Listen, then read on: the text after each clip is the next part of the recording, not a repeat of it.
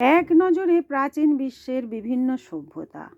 Tigris ও Euphrates নদীর মাঝখানে অঞ্চলকে গ্রিকরা বলতো মেসোপটেমিয়া। এটা হচ্ছে মেসোপটেমিয়ার কথা হচ্ছে, এই শব্দটির মানে দুই নদীর মধ্যবর্তী দেশ।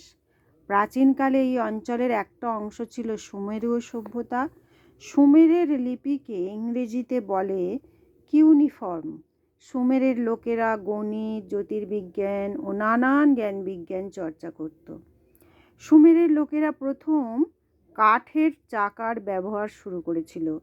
সুমের ছাড়াও মেসোপটেমিয়ার আরেকটি বিখ্যাত সভ্যতা হলো ব্যাবিলনীয় সভ্যতা।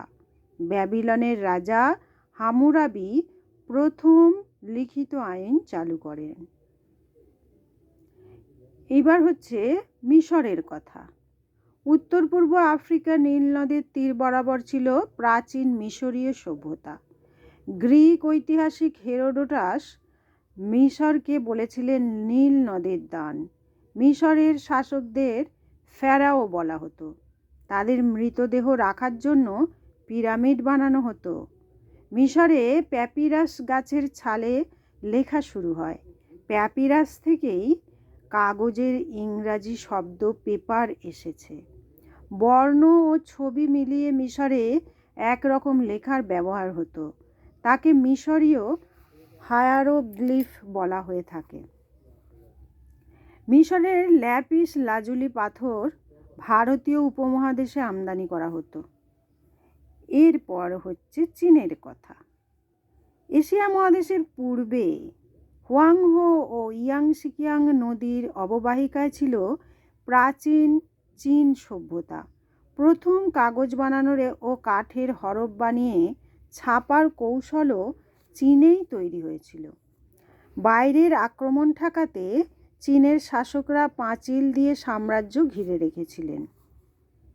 এই বিরাট পাঁচিলগুলিকে একসঙ্গে চীনের প্রাচীর বলা হয়। চীনে বারুদের ব্যবহার হতো। এরপর আসছে এথেন্স ও স্পার্টার কথা, মানে গ্রিসের কথা। পাহাড়ে ঘেরা গ্রিসে অনেকগুলো ছোট ছোট রাষ্ট্র গড়ে উঠেছিল। সেগুলোকে বলা হতো নগর রাষ্ট্র বা পলিস। পলিসগুলির মধ্যে বিখ্যাত ছিল এথেন্স ও স্পার্টা।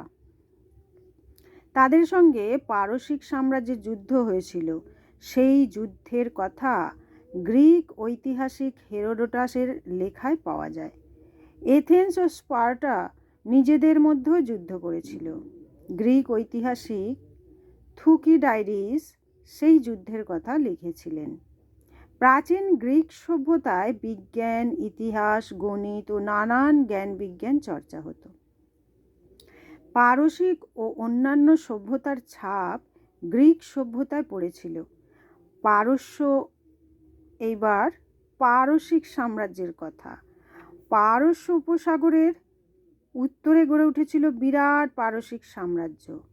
সাম্রাজ্যের সঙ্গে সঙ্গে পারসিক সংস্কৃতির